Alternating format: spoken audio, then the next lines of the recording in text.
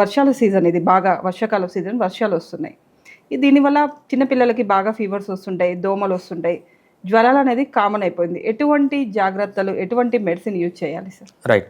So మనము వర్షాకాలంలో గుర్తుపెట్టుకోవాల్సింది 3 type of diseases. First water communicable. So water నుంచి ఏమేమి డిసీజెస్ ట్రాన్స్ఫర్ అవుతాయి అంటే వర్షాల్లో మన తాగునీటిలో కూడా వాటర్ మిక్స్ అవుతుంటుంది, బయట వాటర్ మిక్స్ అవుతుంటుంది. ఇది ఒక కేటగిరీ. ఇంకోటి ఏంటంటే వర్షాకాలంలో దోమల వల్ల వచ్చే డిసీజెస్ కొన్ని, డెంగ్యూ ఫేమస్ ఎగ్జాంపుల్, లేకపోతే మలేరియా, ఇది ఒక కేటగిరీ. ఇంకోటి వర్షాకాలంలో ఏంటంటే కొంతమందికి అలర్జీస్ ఉంటాయి. సో ఎక్కువ చలి ఉండడం వల్ల రెస్పిరేటరీ డిజార్డర్స్ వస్తుంటాయి అనమాట. ఈ 3 కేటగిరీస్లో వస్తాయి. ఫస్ట్ ఒక్కొక్క కేటగిరీ మనం తీసుకున్నప్పుడు ఫస్ట్ కేటగిరీలో ఏం చెప్తామంటే వాటర్ కమ్యూనికబుల్ డిసీజెస్, అంటే వాటర్ కంటామినేషన్ వల్ల వచ్చే డిసీజెస్. దీంట్లో మెయిన్గా వచ్చే డిసీజ్ ఏంటంటే typhoid plus hepatitis A, hepatitis B అంటాం చూసారా, ఈ 2 కామన్ డిసీజెస్. సో కామన్గా ఎక్కడొస్తాయి? సో ఇంట్లో పరిస్థితి బాగాలేదు, సో ఎక్కడన్నా వాటర్ మిక్స్ అయింది, దానివల్ల వస్తాయి. దానికి వీళ్ళు మెయిన్గా చేయాల్సింది ఏంటంటే వాటర్ని హీట్ చేసుకొని తాగాలి, హీట్ చేసి చల్లార్చి తాగాలి. ఇలా తాగితే ఆల్మోస్ట్ ఆల్ డిసీజెస్ పోతాయి అన్నమాట. ఆరో వాటర్ కూడా ఓకే. సో ఆరో వాటర్లో కూడా ఫిల్టర్ అయిపోతాయి. బట్ ఈవెన్ ఆరో వాటర్లో అయినా కూడా హీట్ వల్ల, ఆరో వాటర్లో ఫర్ ఎగ్జాంపుల్ 100 బ్యాక్టీరియా ఉందనుకోండి, మేబీ 95 చనిపోతాయి, 5 అలా ఉంటాయి. అదే హీట్ చేస్తే మొత్తం 100% చనిపోతాయి. సో ఆరో వాటర్ కంటే హీటెడ్ వాటర్ మోర్ సేఫ్ అనమాట. ఇది ఒక కేటగిరీ. ఇంతకంటే వర్స్ట్ ఏంటంటే మన ఎక్కువ ఆడవాళ్ళు చేస్తుంటారు, పానీపూరి తింటుంటారు. ఈ పానీపూరి ఏంటండి అది? ఆ పానీపూరి వాడు ఎప్పుడుదో పూరి పెడతాడు, ఏ వాటర్ ఉంటుంది చూసారా. మాకు వచ్చే కేసెస్ ఏంటంటే ఎక్కువ పానీపూరి తినే వాళ్ళే ఈ కేసెస్లో వస్తారు. వింటర్లో ఎవరన్నా పానీపూరి తిన్నారంటే వాళ్ళకి టైఫాయిడ్ కానీ హెపటైటిస్, వైరల్ హెపటైటిస్ కానీ గ్యారంటీ. ఎందుకంటే అంత హైజెనిక్గా మెయింటైన్ చేయరు, అది చల్లగా అయిపోతుంది వాటర్, ఏ వాటర్ కలుపుతారో తెలియదు, ఎన్ని రోజులు వాటర్ కలుపుతారో తెలియదు.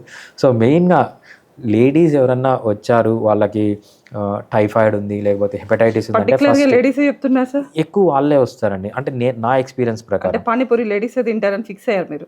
పానీపూరి లేడీస్ అనే గారు నాకు వచ్చిన ఇన్ఫర్మేషన్ కాదు, నేను చూసేవాళ్ళు. సో ఎవరినన్నా అడగండి పానీపూరి తింటాము అంటారు. సో పానీపూరి వింటర్లో తింటున్నారంటే వీళ్ళకి ఈ డిసీజ్ మోస్ట్లీ వస్తుంది. సో పానీపూరి ఎక్కువ తినేవాళ్ళు, నేను ఎన్కౌంటర్ చేసిన వాళ్ళు ఎక్కువ విమెనే ఉంటారు. ఓకే, నెక్స్ట్ సార్ ఇది ఇంకా ఉన్నాయి కదా. ఓకే, సో ఇది వైరల్ హెపటైటిస్ కానీ దీనికి సంబంధించింది. నెక్స్ట్ ఏంటంటే దోమల వల్ల మెయిన్గా ఏమొస్తుంది? మలేరియా వస్తుంది, డెంగ్యూ వస్తుంది. సో దోమల్ని కంట్రోల్ చేయడానికి మనం స్పెషల్గా చెప్పుకోని అవసరం లేదు. సో కాయిల్స్ వాడచ్చు, లేకపోతే లిక్విడ్స్ వాడచ్చు, రిపెల్లెంట్స్ వాడచ్చు, ఇంటి చుట్టూ దోమలు లేకుండా చూసుకోవడము. సో ఇవన్నీ చేసుకొని దోమల్ని కంట్రోల్ చేసుకోవాలి. మెయిన్గా టైఫాయిడ్, డెంగ్యూ. సో డెంగ్యూ వస్తే చాలా జాగ్రత్త ఉండాలి. మనకు తెలుసు ప్లేట్లెట్ కౌంట్ పడిపోతుంది, ప్లేట్లెట్ కౌంట్ రెగ్యులర్గా చెక్ చేస్తూ ఉండాలి. అది second type of diseases.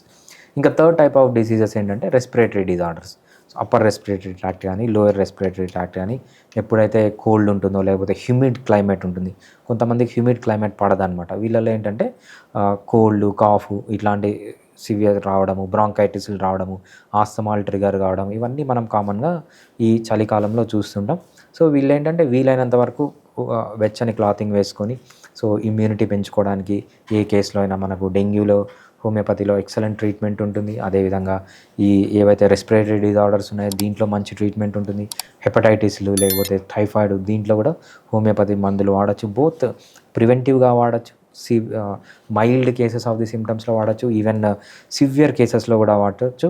Especially dengue ఉన్న వాళ్ళలో ప్లేట్లెట్ కౌంట్ పడిపోతూ ఉంటుంది అనుకోండి, చాలా మంచి మెడిసిన్స్ ఉన్నాయి హోమియోపతిలో ప్లేట్లెట్ కౌంట్ని పెంచడానికి. ఈ పెంచడం వల్ల ఏమవుతుందంటే సీరియస్ కాంప్లికేషన్స్, బ్లీడింగ్లోకి పోకుండా, అదేవిధంగా బ్లడ్ ట్రాన్స్ఫ్యూజన్లోకి వెళ్ళకుండా మనం వాళ్ళని కాపాడచ్చు. Okay sir.